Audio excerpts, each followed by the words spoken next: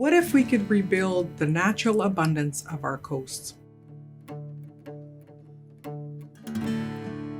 What if we could reclaim the livelihoods of the families and communities, both Indigenous and non-Indigenous, who depend on a thriving marine environment?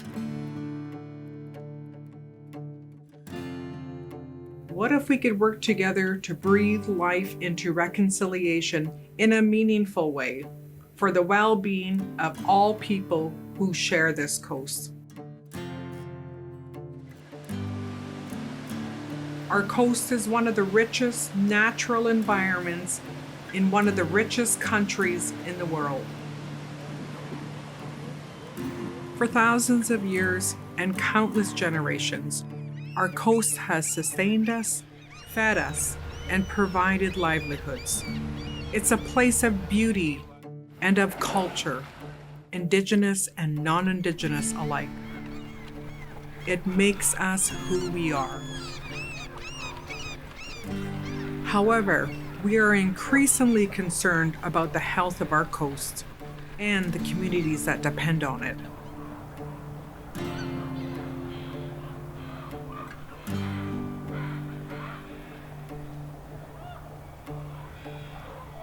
Here along the Great Bear Sea, First Nations have been focusing on how we can protect and restore the natural abundance that our ancestors spoke of.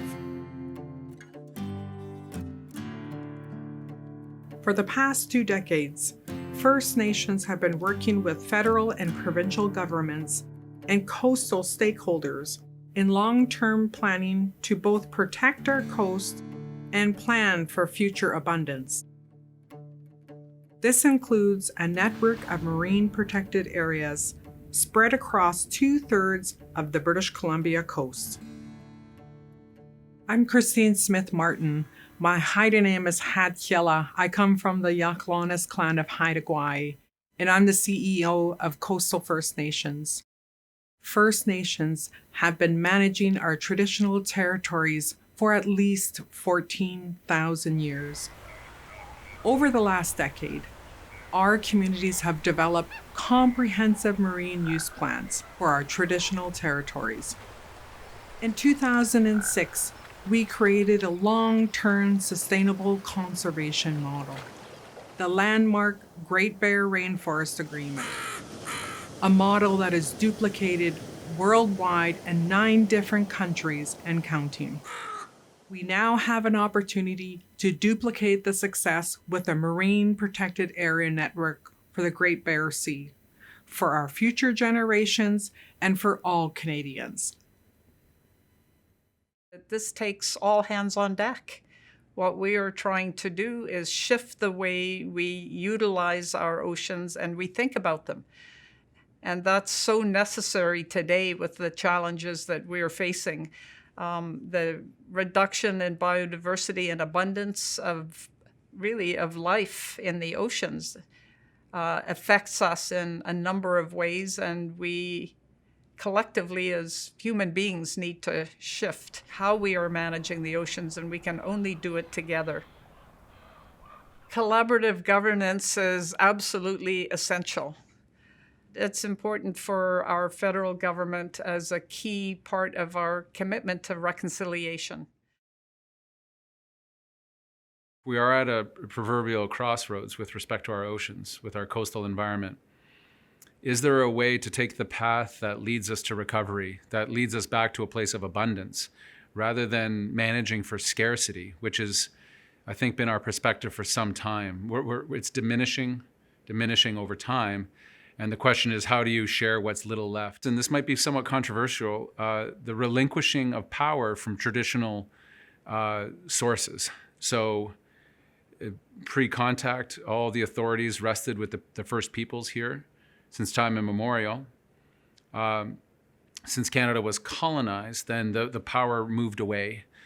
And I believe that a sustainable solution always incorporates the leveling out and the bringing back of authority, true authority to the rights and title holders, the First Nations, and developing new protocols and ways of sharing, decision-making, guardianship, all of those things that rights and title holders have been asking for a long time. I'm born and raised here, so everybody here is connected to the coast in some fashion, it seems to me. But I was elected for 15 years in politics, 10 years in government, and was the premier of the province. And of course, now I'm the president and chief operating officer of the Jim Pattison Group, and we're the largest fishing company in British Columbia. I think in a lot of ways we've ignored the coastal environment historically. We've just taken it for granted. As a result, we've got some challenges. Like there's no extra fish to catch. There's no extra gooey duck to harvest. There's no extra. And so anytime you try a new management regime, there's some potential consequences of that for the current license holders and the current people.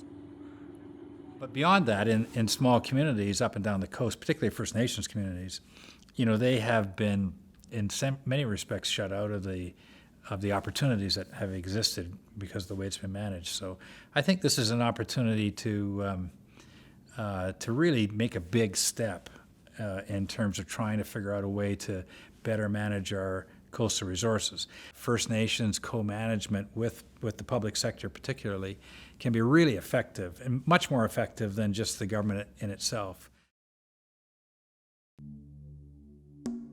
I come from the Ugulas family of the Wekino Nation, which is in the land of the Hamatsa in Rivers Inlet, British Columbia, Canada. My English name is Danielle Shaw, and I am the chief counselor for my nation. My traditional name, Abuk, actually means mother, which is a role that I take seriously, not just for my own children, but for my people and for the stewardship of the land and the waters within my territory. The Wekino people are in a very remote part of the central coast of British Columbia. Without a grocery store and community, we need to rely on the territory to feed our people for the most part. We strongly feel that marine protected areas are a tool that can be used to ensure really strong protections and sustainable and responsible management of the resources on the coast. December 31st, everyone has champagne and celebrates the coming of the new year. We're here amongst my people. The new year doesn't come until the herring come. We kind of start off with the herring and the herring spawn through March and April. When the herring move in, the halibut come in. May, June, people are collecting seaweed from the outer coast and drying. June, July, and August, and September and October, there's going to be different waves of salmon that are going to come through. The sockeye will be here any day. Chum and pinks and the Chinooks are here now. The winter months, clams is a big food source in the winter. February, the steelhead start coming, so people can get a fresh feed of salmon. Families generally work together and give them out amongst their family, so it's a cycle that we've lived with for thousands of years. The connection to the land and to the animals and to the birds, that really defines our culture, makes up who we are.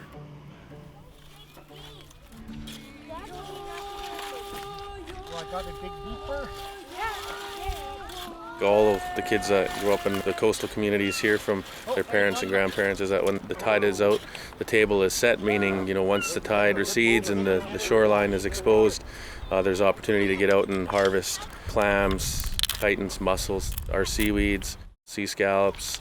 There's so many different little creatures out there that you can harvest and have a good meal from. Traditional knowledge was a huge component to the Haida Gwaii Marine Plan process. When we first engaged in this back in the mid-2000s, community consultation happened through door-to-door visits. Individuals were identified that were frequent harvesters of all species, and we did a lot of one-on-one interviews with a lot of the older Haidas, middle-aged Haidas and young Haidas that identified key areas that are set aside with certain protections that's going to be key for future generations to have the opportunity to get out and harvest what's there set aside for us. Our primary function is to look after the land, look after the water.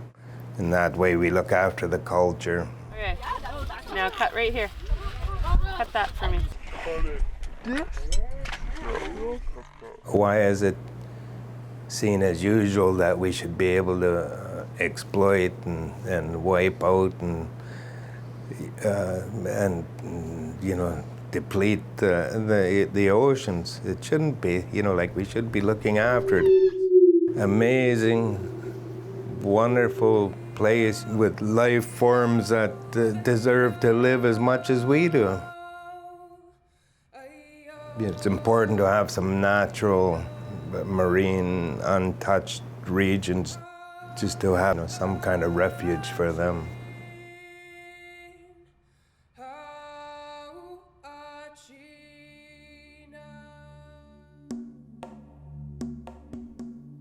We have always been taught by our ancestors and by our elders that with the right to the territory comes a very large sense of responsibility over not only the care for ourselves and for our people, but also for our bear and wolf and fish and whale ancestors as well. So the needs of the animals and the needs of the habitat are just as important as the needs of the people. With global warming, and then you couple that with the pandemic, we've seen that within our territory, there isn't enough to sustain our little community. As our people went out and they went clam digging and they set prawn traps and they set crab traps and we set nets for fish, we were not getting enough. It means that there is not enough food on the kitchen table for families to sustain themselves today. As we move forward, if something's not done, this is only going to get worse. Our community would need about 180 pounds of seafood per person per year to sustain themselves. We've spent a ton of time interviewing our people. We probably averaged about 100 meetings a year for about 5 years developing the marine plans. And the same stories came up over and over and over again, that the species were once there, now they're gone. Commercial fishery came in and took it all out. We live in a world now where everything is changing around us, and we are witnessing significant declines of many species: salmon, ulican, northern abalone, Dungeness crab, and rockfish, among others. Developing a network of marine protected areas is extremely important. I don't think you need to be a rocket scientist to know that setting aside protected areas will help repopulate different species. I think it'll introduce sustainability, and I think hopefully will address some of our food needs, community food needs. So. The complexity of the decline of our ocean and coastal ecosystems calls for a fundamental change in the way that we manage our ocean. And this change must include a well-designed network of marine protected areas along our coast.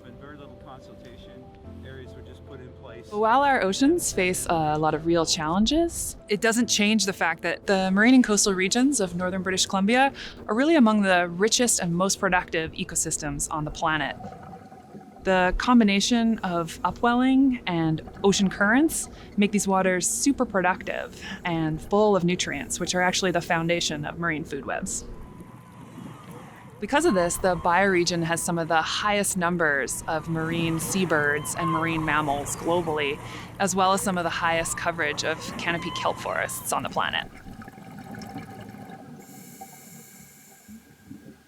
Then you add the fact that it is next to one of the last remaining intact areas of temperate rainforest, with over 3,900 salmon-bearing streams, unique marine-dependent species of wolves and bears, and tons of nutrients transferring from the forest to the ocean and the ocean to the forest. There really is nowhere else like this on the planet, and that's why creating a network of marine protected areas along our coast is such an important undertaking.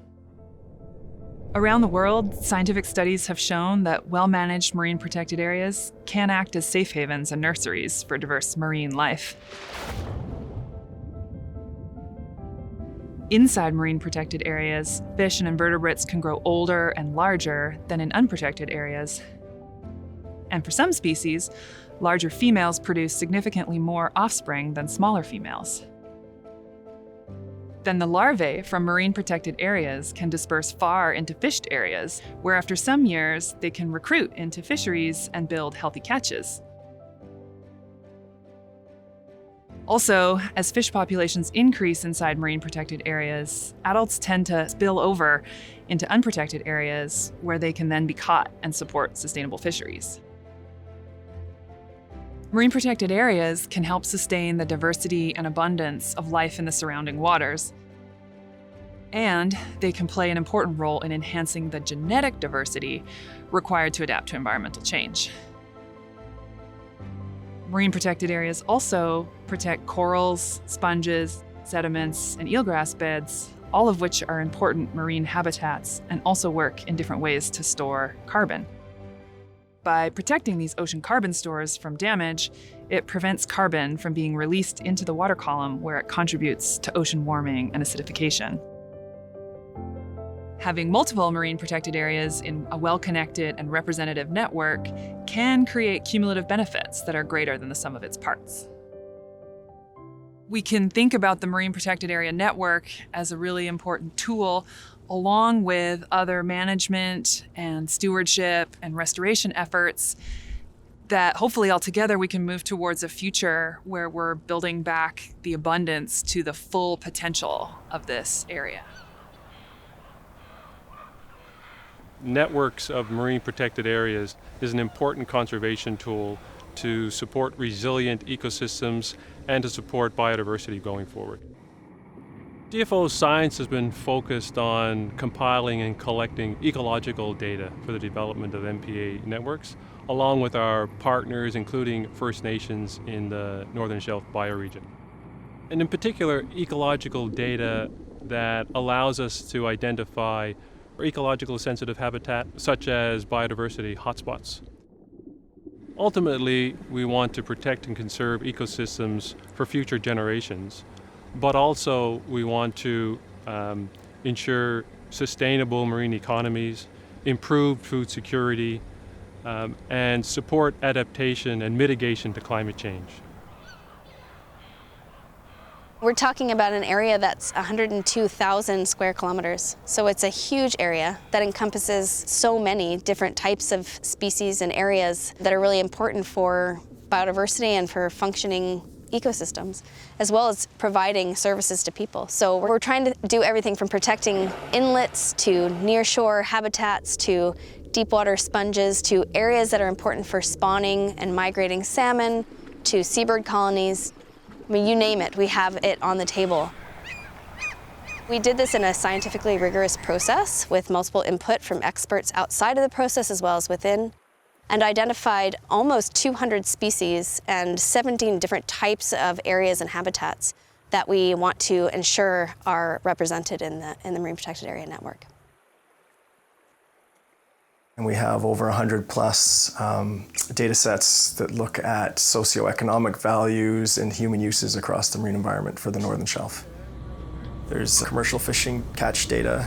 There's recreational data for areas of preference or high value. There are data sets for different activities such as aquaculture, log storage and handling, facilities that use the marine environment, areas of importance for public rec activities. There's also vessel traffic data for large shipping activity. Some sectors have a lot of information available, others are much more data poor. And in that case, we are looking to stakeholders to help fill the gaps and augment the data sets that we do have to work with.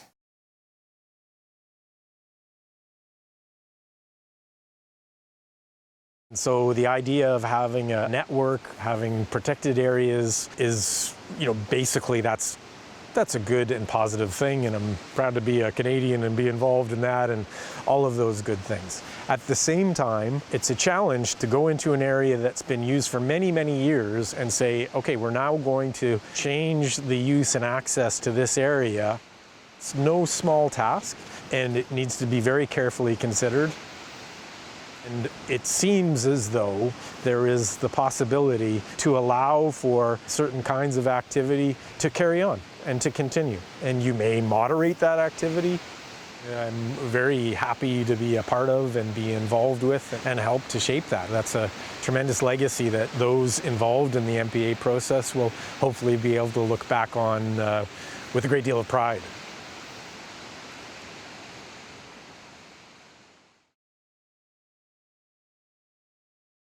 We understand these areas are designed to be a network of protection areas for a variety of objectives, ranging from species to ecological and even cultural importance that extends even to reconciliation. We bring all of the fishermen together to do that work for the partners, for the governments, where first we do is develop a layer by fishery where we take each individual fishery, and there's 24 different fisheries affected in this Northern Shelf bioregion area, and we have them develop their own individual map so it minimizes the impact to their fishery while trying to achieve the ecological and cultural targets that are identified in the MPA network. At the end of the day, there will be negative impacts, and they won't be equal across all 24 fisheries. Some will be hit harder than others. So our collective job is to try to minimize that and maintain as much viability as possible. Ports like Prince Rupert have been very successful at attracting new and growing traditional trade, and that's been primarily based in containerized traffic, but now branching out into new commodities like liquid propane gas, wood chips to Europe, some very interesting trades. British Columbia is building an export market for liquid natural gas. That brings a whole new commodity and shipping traffic in places perhaps where there wasn't much before. So all of that has to be integrated to what we are learning from the Marine Protected Area Network process, both from an ecological perspective and a cultural and social perspective as well. Having that understanding of the ecosystem in which you operate in is crucial to being able to both plan your operations day to day, but also to plan your fleet operations and innovate into the future. The network of marine protected areas is going to provide the shipping industry with some certainty. The shipping industry is completely supportive of this process, the process today, and however the process evolves over time. So it's 100% committed.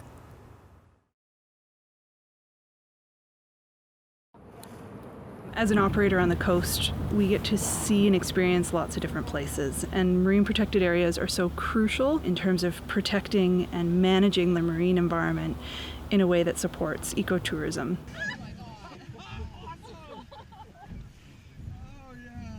You know, we're always heartened by a new provincial park or a new national park or a marine protected area, but it's so important for these pieces to be connected. Have somebody looking at the bigger picture and somebody putting together all of the pieces of the puzzle from the economic perspective, the social perspective, and the ecological perspective being the utmost important.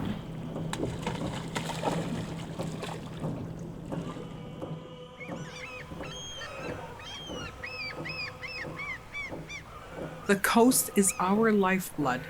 It is our breadbasket. And we have our own Indigenous laws for stewarding our territories and resources sustainably. In 2022, the Kitasoo Nation declared Kitasoo Bay a marine protected area. Kitasoo Bay is a sacred area in the heart of Kitasoo traditional territory. Significant to the community's health, culture, and economy. That was super powerful. I mean, hereditary chiefs to get up and designate a protected area under their authority, with the mandate with watchmen to get out there and monitor and enforce. Recognizing the nation's long-standing stewardship authority, the BC government has now designated Kitasoo a New Hope Guardian Watchman with Park Ranger authority. We've always governed ourselves, and I think we've always had rules and laws that we've always lived by to conserve, make sure that there's healthy stocks there. I think this is an opportunity for First Nations to implement some of those Indigenous laws or rules around conservation. A bit more of a holistic view of management and not just waiting for a species until it's in trouble. It's a proactive measure, setting aside areas to protect multiple species. I think that's going to again protect all of our values and our interests in those ecological and sensitive areas. So I think it's a win-win for everyone and see good coming out of all of it. We're continually finding ways to gather the information using modern-day science and modern-day techniques in conjunction with our traditional law. Look after our territory, look after our resources. We have many programs, Guardian Watchman programs, science programs, monitoring programs. We have all the tools to make sure that the resources that we depend on, the fish, the seaweed, the herring eggs, the halibut, and all those things thrive to make sure that those salmon come back every year to the streams and that we are able to maintain a living in our territories. It's not just about protecting everything. It's not just about developing everything. It's about a balance. And what governs that essentially is our culture and our way of life. These territories and the bounty that exists within them sustained our people for thousands of years. So we know it can provide if it's managed and taken care for well. It's actually incumbent upon us as First Nations leaders to bring that balance to the environmentalists, to bring that balance to the industry and make sure that they understand that there's a long-term game plan here. It's not about the next quarter profits or the next fundraising campaign. This is about a long-term plan to bring sustainability back to our communities as it existed before contact.